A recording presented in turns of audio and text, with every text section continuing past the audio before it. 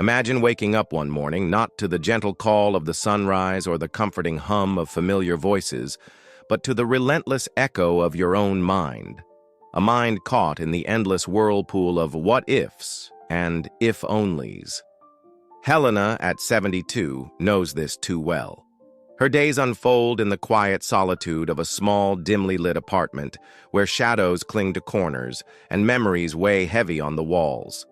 The world outside seems distant, a place she once belonged to but now watches from behind a fragile veil of shame and regret. What does it mean to carry the burden of shame for decades? How does it shape the very essence of your being, especially when those years are meant to be a time of reflection and peace?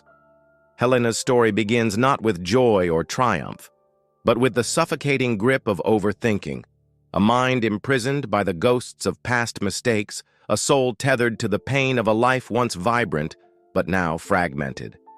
Her divorce, once a storm of fury and heartbreak, now simmers quietly, leaving scars that no time has fully healed.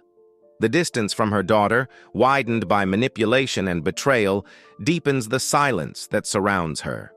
And beneath it all lies a hidden dependency on medications, an attempt to dull the constant ache of loneliness and self-doubt.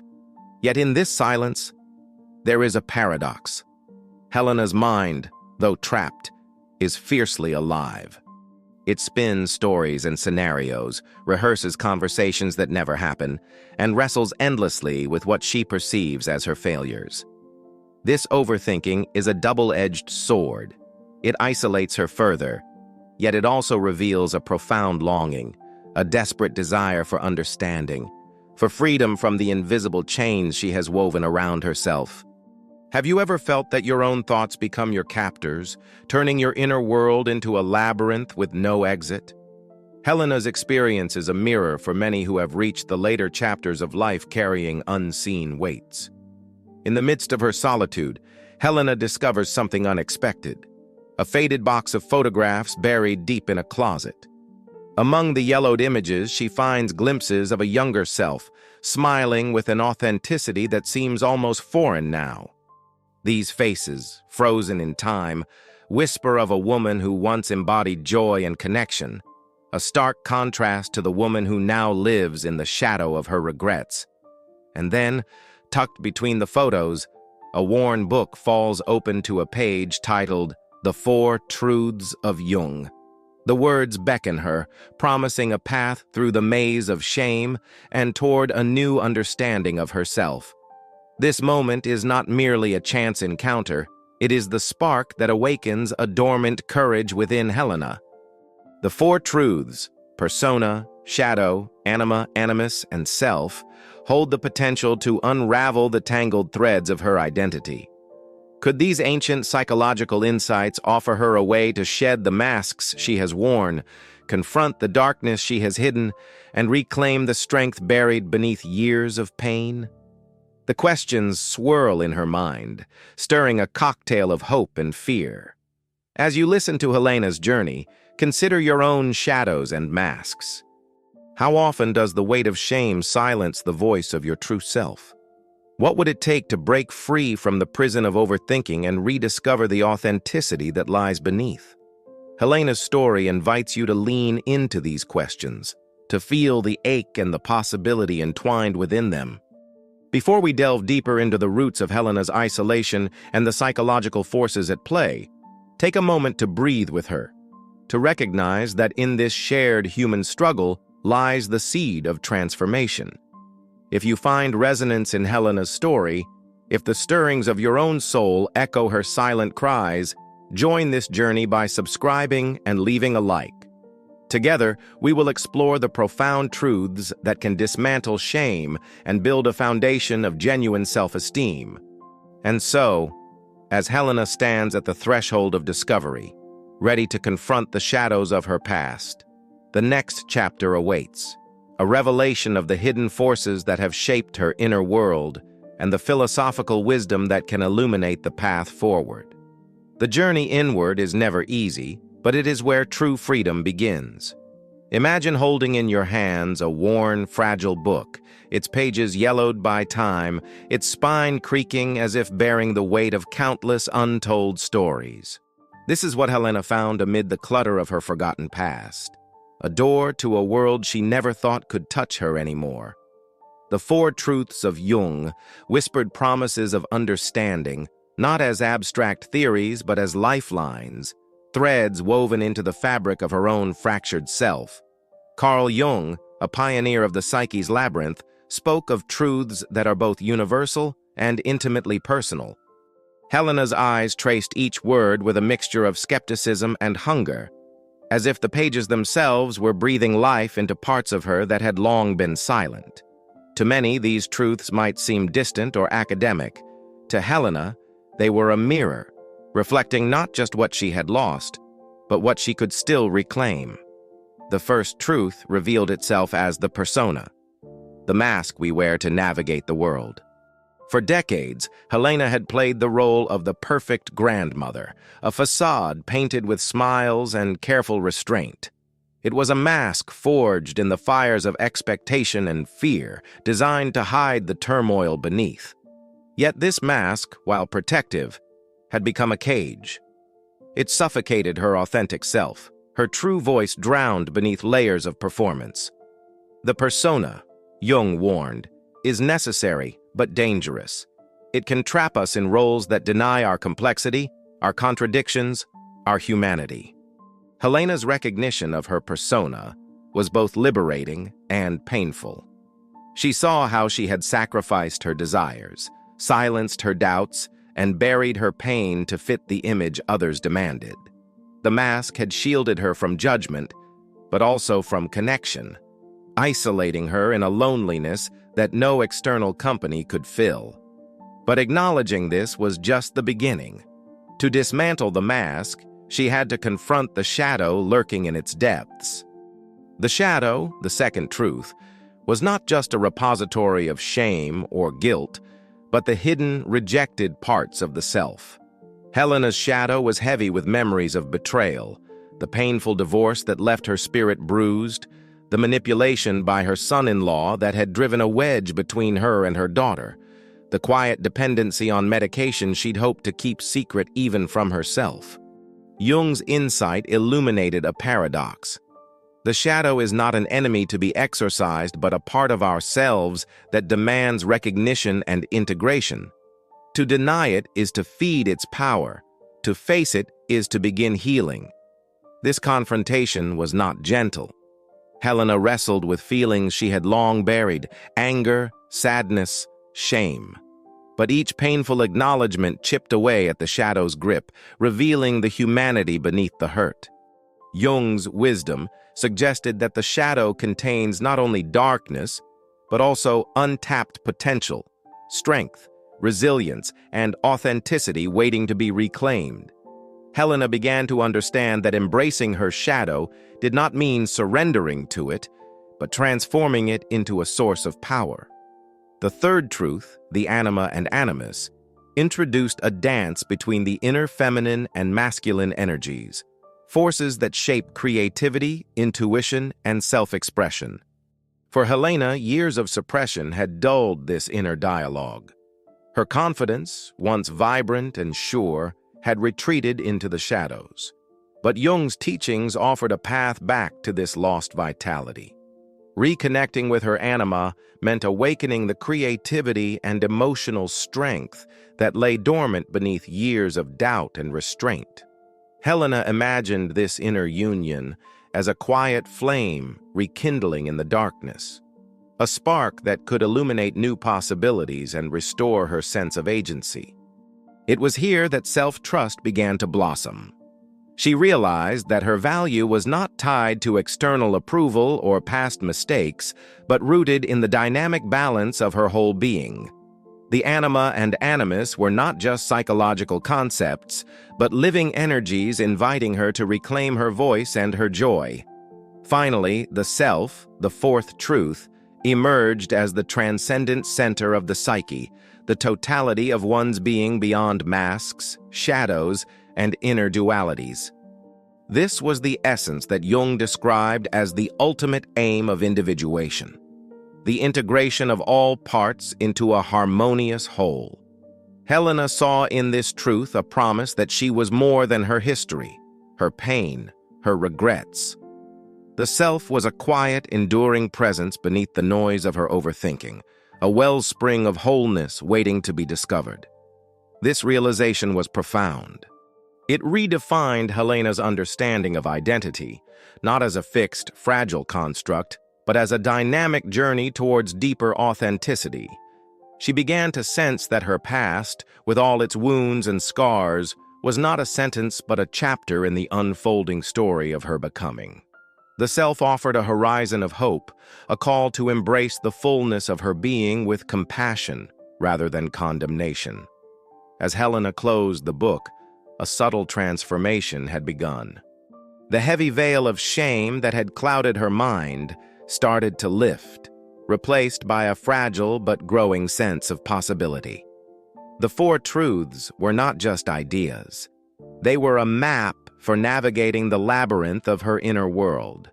They challenged her to face uncomfortable realities, but also to awaken dormant potentials: courage, creativity, and the capacity for genuine connection. Yet this journey was far from complete. Helena knew that understanding these truths intellectually was one thing, living them, embodying them, was another. The path ahead demanded courage to confront her deepest fears and to rewrite the narratives that had defined her for so long. It was a path of radical honesty and self-acceptance, one that would lead her inevitably toward the next revelation, the roots of her isolation and the forces that had shaped her psyche in ways she was only beginning to grasp. In the quiet of her apartment, surrounded by faded photographs and whispered memories, Helena felt a stirring, a call to move forward, to step beyond the shadows, and to begin the arduous but sacred work of transformation. The four truths had cracked open the door, inviting her to step into the light of her own becoming. As you reflect on Helena's discovery, ask yourself, what masks do you wear that hide your true self? What shadows do you refuse to face? Where might your own anima or animus await reawakening? And most importantly, how might embracing yourself transform your understanding of who you truly are? The next chapter of Helena's journey will delve into these questions, exploring the hidden psychological forces that keep us captive and the revolutionary insights that can set us free. This is not merely a story of one woman, but an invitation to all who seek freedom from shame and a path to authentic self-esteem. So stay with us as we continue to unravel the depths of Helena's inner world, discovering the roots of her pain and the seeds of her rebirth. The journey inward is a courageous act, one that holds the promise of liberation for anyone willing to take the first step. Imagine Helena standing before an old, dusty mirror in her quiet apartment, her reflection fragmented by the cracks of time and pain. The face looking back at her is clad in the mask she has worn for decades, the steady, unflappable, perfect grandmother, the woman who smiles politely while her heart trembles beneath. This persona, a carefully constructed shield, has protected her from judgment, from the piercing eyes of a world quick to label and condemn. But now, as the fragile glass fractures her image, Helena feels the weight of that mask like never before, heavy, suffocating, a barrier between her and the freedom she craves. What happens when the mask you've worn so long becomes a prison? When the roles you have played, the smiles you have forced, and the silence you have maintained no longer serve you, but instead confine you to a shadowed corner of your own life? Helena's journey reveals a profound paradox. The persona that once offered safety can become the very source of isolation and shame. It is not merely an act of putting on a face for others. It is a complex dance of hiding the authentic self, fearing rejection, and suppressing the messy, imperfect truths that lie beneath. For Helena, The persona was a fortress built from years of painful experiences. The divorce that shattered her trust, the betrayal that fractured her family, the quiet reliance on medications that dulled her pain but deepened her sense of disconnection. Each layer of her perfect grandmother mask was a response to those wounds, a way to survive in a world that seemed unforgiving. Yet, beneath that surface, something vital was eroding. The authentic Helena, the woman who once laughed freely and dreamed boldly, was buried beneath the weight of expectations and self-imposed silence. But masks cannot hold forever. The process of shedding them is neither easy nor gentle. It requires courage to step into the vulnerability of being seen without pretense. It demands a reckoning with the shadow, the hidden, darker parts of the self we so often deny or despise. Helena's shadow was dense with shame, the pain of being abandoned emotionally by her daughter, manipulated by a son-in-law whose intentions twisted the threads of family ties, the echo of a divorce that left her feeling unworthy and broken, the secret self that sought solace in pills, a quiet surrender to despair. Jung's insights illuminate this shadow not as a demon to be exorcised, but as a vital, albeit painful, part of the psyche, one that contains both wounds and untapped strength. To embrace the shadow is to confront the shame that poisons the spirit and to reclaim the parts of oneself hidden in darkness. Helena's first steps toward healing involve wrestling with these emotions, anger, regret, sadness, and allowing them to surface without judgment. It is a confrontation with her own humanity, with the messy, imperfect truths that make her who she is. Imagine the storm inside Helena's mind as she faces these shadows. Every memory, every pang of guilt threatens to engulf her, yet within this tempest, a fragile light flickers. This light is the possibility that the shadow holds not just pain, but also power. The power to transform shame into wisdom, isolation into connection, brokenness into wholeness. Helena begins to see that her vulnerabilities are not flaws to be hidden, but gateways to authenticity and strength. The shedding of her persona and the embracing of her shadow are intertwined acts of liberation. As her mask starts to crack, the true Helena begins to emerge, complex, flawed, but undeniably real. She no longer needs to perform perfection to earn love or acceptance. Instead, she discovers that by acknowledging her shadow, she opens the door to genuine connection, with herself and eventually with others. This transformation is not instantaneous. It is a slow, sometimes painful process of self-discovery. Yet, it is through this process that Helena rekindles a sense of self-respect and inner freedom. The shame that once silenced her voice diminishes as she learns to speak her truth, to hold space for her pain, and to forgive herself for the mistakes that had long defined her worth. What does it mean, then, to truly face shame? To strip away the masks and meet the shadow eye to eye? For Helena, it is a radical act of self-love, a declaration that her past does not dictate her value, that her wounds do not define her soul. It is the beginning of a new chapter where vulnerability becomes strength, and authenticity becomes a beacon that guides her forward. As Helena takes these steps, she is not alone. Many in the later seasons of life grapple with the same shadows, wrestling with regrets, haunted by loss, and burdened by the weight of societal expectations. Her journey serves as a mirror, reflecting the universal struggle to reconcile the parts of ourselves we often reject. It invites us all to consider, what masks do we wear to hide our pain? What shadows have we denied? And what might happen if we dared to embrace them? The path ahead for Helena leads deeper into this exploration, into the delicate balance between light and darkness within. The next stage of her transformation beckons, where the inner masculine and feminine energies, the Anima and Animus, will awaken the dormant wells of creativity, confidence, and emotional wisdom. This awakening promises to illuminate new ways of being, of relating, and of healing. As you reflect on Helena's courage to shed her masks and face her shadows, Consider your own journey. What parts of yourself have been hidden away, waiting for the light? The invitation is clear: to step beyond shame, to reclaim your authentic self, and to discover the strength that lies within the shadows.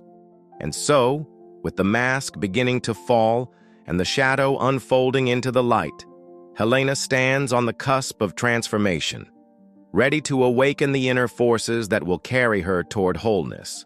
The story continues, inviting you to walk beside her into the next chapter of self-discovery and rebirth. Helena sat quietly by the window, the soft afternoon light casting gentle patterns across the worn pages of the old book she held. The air was thick with memories, but now, amidst the fragile rustle of turning sheets, a new energy began to stir within her, a spark she hadn't felt in years. It was the awakening of something deeply buried, the dance of the Anima and Animus, Jung's profound truth about the inner feminine and masculine energies that reside in every soul. For so long, Helena's inner world had been muted by pain and doubt. Her creativity, once a vivid flame that painted her days with color and possibility, had dimmed beneath layers of shame and fear. Autonomy and confidence, companions of her youthful self, had slipped away like whispers lost in a storm.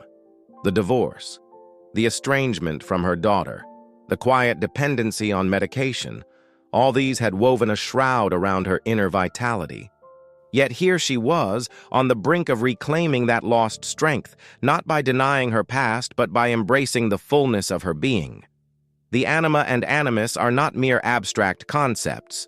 They are the living, breathing forces that shape how we feel, create, and relate. Helena's Anima, the feminine essence within her, held the wellspring of intuition, emotional depth, and nurturing warmth. Her Animus, the masculine energy, harbored strength, assertiveness, and the courage to speak her truth. For decades, these energies had been out of balance, subdued by the demands of survival and the heavy weight of her personal history. Now, Jung's wisdom illuminated a path back to harmony, a path that promised renewal and empowerment. Helena closed her eyes and envisioned a quiet garden within her soul, a sacred space where these energies could meet and merge. She imagined the gentle touch of her Anima, soft yet potent, inviting her to feel again, to trust the subtle currents of her heart and the quiet voice of her intuition. This was the part of her that had longed for connection, for creative expression, for the simple joy of being. And then she felt the steady gaze of her Animus, firm and unwavering, encouraging her to rise, to reclaim her voice and her agency. It was a call to action, not a loud shout, but a resolute whisper that urged her to step into her power. This inner dialogue was unfamiliar and yet deeply comforting.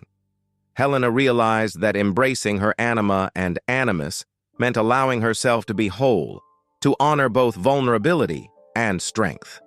It was not about fitting into roles society prescribed, but about rediscovering the unique rhythm of her own spirit. The creativity she thought she had lost was never gone. It had been waiting patiently beneath the surface, ready to blossom once she gave herself permission. With trembling hands, Helena picked up her old paintbrushes, long forgotten in the bottom of a drawer. The colors on her palette seemed dull at first, shadows of the vibrant hues she remembered from years ago. But as she dipped the brush into the paint, something shifted. Each stroke became a reclaiming, a declaration that her story was still unfolding, that her identity was not confined by the mistakes or the losses. The canvas before her was no longer just a surface. It was a mirror of her soul's awakening. This creative act was more than a hobby. It was a form of healing, an expression of the integration of her Anima and Animus. Through art, Helena found a new language to communicate with herself and the world, a language of authenticity and courage. The process was messy, unpredictable, and sometimes painful, but it was hers. Each painting was a step toward reclaiming her autonomy, a rebellion against the silence that shame had imposed. As Helena nurtured this inner balance, she noticed subtle changes in her daily life.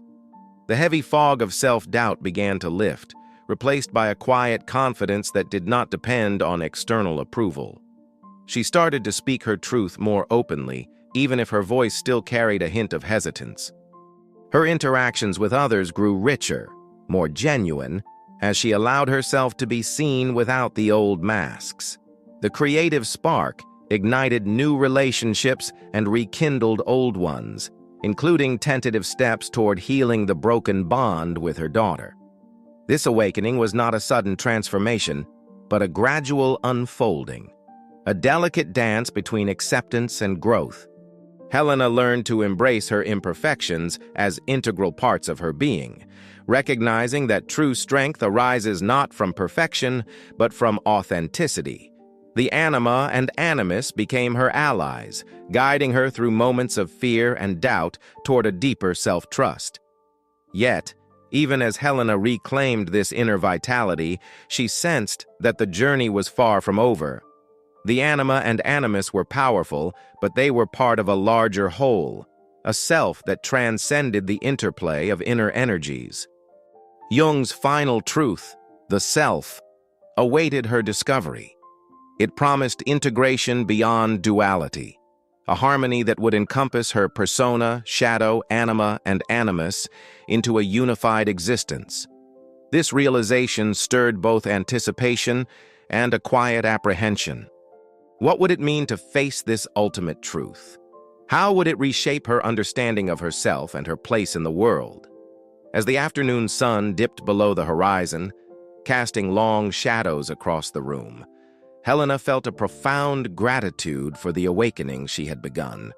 The path ahead called her gently but insistently, inviting her to embrace the self, not as an abstract ideal, but as the living essence of her renewed being.